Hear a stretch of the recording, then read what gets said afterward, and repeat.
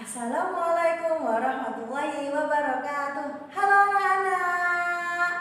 Good morning. How are you this morning? Nice to meet you. Oke, sebelum kita mulai pelajaran hari ini, mari bersama-sama kita membaca doa terlebih dahulu ya.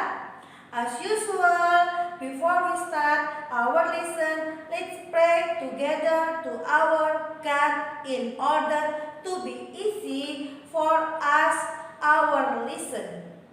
Praying start.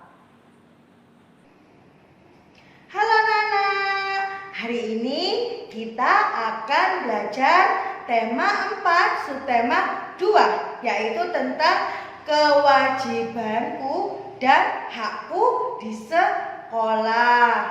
Materi yang pertama yaitu menemukan kalimat saran. Ada yang tahu tidak? Kalimat saran itu apa? Ada yang tahu? Kalau nggak ada yang tahu, didengarkan ya. Kalimat saran adalah kalimat yang berisi pendapat untuk menyelesaikan suatu permasalahan yang sedang terjadi. Kalimat saran biasanya dapat mengandung kata seharusnya, hendaknya, dan sebaiknya. Kalau kalian mau tahu kalimat saran itu biasanya terdapat di mana sih, Us? Kalau kita sering membaca teks bacaan, di situ biasanya terkandung kalimat saran. Bisa juga saat kita sedang mengerjakan sesuatu, kemudian ada orang lain yang memberikan saran. Materi yang kedua yaitu tentang pengurangan bilangan cacat. Contoh soal nomor 1. A dikurangi 150 sama dengan 400. Jadi Ustazah ulangi, A dikurangi 150 sama dengan 400. Lalu A berapa nilainya? Ada yang tahu caranya? Iya, betul, pinter. Jadi caranya adalah 400 ditambah 150 sama dengan 550. Jadi dari hasilnya tadi yang 400 sampean tambahkan 150, kemudian itu adalah hasil jawaban dari A.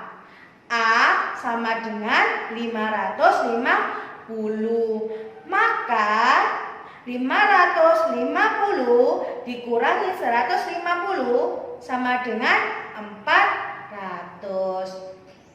Soal yang kedua, 350 dikurangi B sama dengan 120.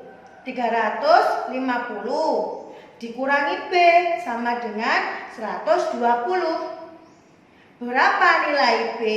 Ada yang tahu caranya gimana?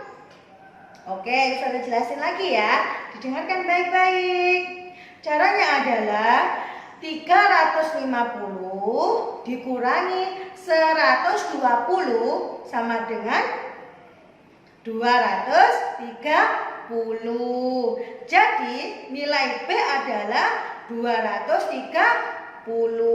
Maka 350 dikurangi 230 sama dengan 120. Itu caranya sayang.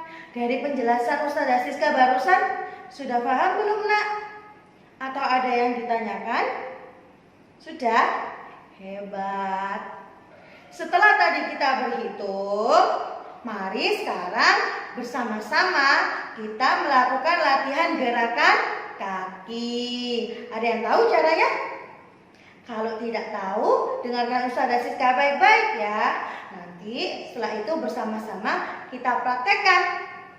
Jadi anak-anak di rumah sambil lihat videonya Ustazah sambil meraktekkan. Oke? Cara yang pertama, tegak berdiri. Jadi kita berdiri tegak. Lalu berputar ke kanan dengan berjalan perlahan 8 hitungan. Putar ke kanan. 1, 2, 3, 4, 5, 6, 7, 8. Itu adalah melakukan gerakan kaki. Meloncat ke kiri 2 kali. 1, 2. Jadi kita meloncat 2 kali. Setelah itu berputar ke kiri 4 hitungan. 1, 2, 3, 4. Seperti itu ya. Meloncat ke kiri 1, 2. Setelah meloncat berputar hitungan 4 kali. 1, 2, 3, 4. Meloncat ke kanan 2 kali. Setelah ke kiri kita ke kanan. 1, 2. Setelah kita meloncat 2 kali ke kanan, lalu kita berputar ke kanan hitungan 4. Hitung 4. 1, 2, 3, 4. Setelah meloncat ke kiri, habis itu mutar dengan hitungan 4 kali, ganti meloncat ke kanan 2 kali, setelah itu berputar hitungan 4 kali. Dan kita ulangi lagi seperti itu terus menerus. Itu adalah contoh latihan gerakan kaki. Oke, setelah tadi kita sudah melakukan gerakan kaki, pasti anak-anak tahu dong, setiap orang itu mempunyai hak dan kewajiban masing-masing. Apalagi hak dan kewajiban di sekolah. Apa sih nak hak itu? Ada yang tahu? Lalu kewajiban apa? Oke, hak adalah sesuatu yang kita dapatkan. Sedangkan kewajiban adalah sesuatu yang harus kita lakukan atau laksanakan. Lalu, ada yang tahu apa sih Us? Hak seorang siswa di sekolah itu Us? Hak seorang murid itu Us? Ada yang tahu? Iya betul, hebat sekali. Salah satunya adalah mendapatkan nilai, mendapatkan pendidikan dan pengajaran, terus menggunakan fasilitas yang ada di sekolah dan lain sebagainya. Lalu, apa kewajiban kita sebagai seorang siswa? Kewajibannya adalah menjaga kebersihan sekolah, patuh dan taat kepada bapak atau ibu guru, mengerjakan tugas dan sebagainya. Tadi kewajiban siswa adalah menjaga kebersihan sekolah.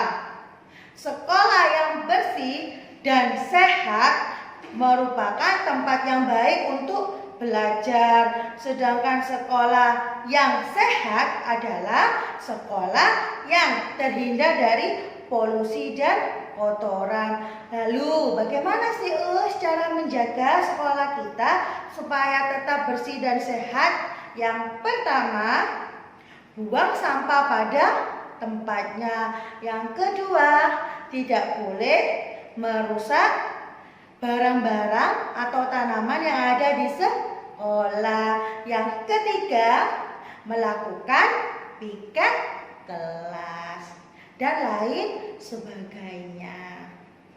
Kalau sekolah kita bersih, kelas kita bersih, pasti anak-anak senang bukan? Pasti dong. Lah, oleh sebab itu ada kewajiban serta hak di lingkungan sekolah yang sehat. Apa saja Us? Yang pertama, hak di lingkungan sekolah yang sehat adalah lingkungan sehat itu nyaman dan sehat. Jadi kita bisa mendapatkan lingkungan yang sehat dan nyaman. Yang kedua, kita dapat belajar dengan tenang. Yang ketiga, dapat lebih bersemangat lagi dalam belajar, serta banyak sekali yang lainnya. Lalu selain hak, kita juga harus melakukan kewajibannya nak. Tidak boleh kita hanya mendapatkan hak, tapi kita tidak melaksanakan kewajiban. Apa saja sih Us kewajibannya? Yang pertama, merawat tanaman sekolah. Anak-anak tidak boleh menginjak-injak tanaman yang ada di sekolah, memetik bunga yang ada di sekolah, memetik tumbuhan yang ada di sekolah. Itu tidak boleh karena dapat merusak lingkungan. Yang kedua, membuang sampah pada tempatnya. Setelah beli jajan, ditaruh di bawah meja. Setelah beli jajan, dibuang di dalam kelas. Setelah beli jajan, dibuang di jalanan yang ada mau ke kelas atau di sekolah. Itu tidak boleh. Jadi membuang sampah harus pada tempatnya. Oke. Lalu yang ketiga, melakukan piket kelas. Biasanya kita kan sudah membuat jadwal piket kelas ya nak. Itu dilaksanakan sesuai jadwalnya. Jangan sampai kita tidak melaksanakan piket kelas. Paham? Itu tadi penjelasan materi dari Ustazah. Ayo, sudah paham apa belum? Apa ada yang ditanyakan nak? Silakan yang mau tanya. Sudah paham semua? Oke, hebat.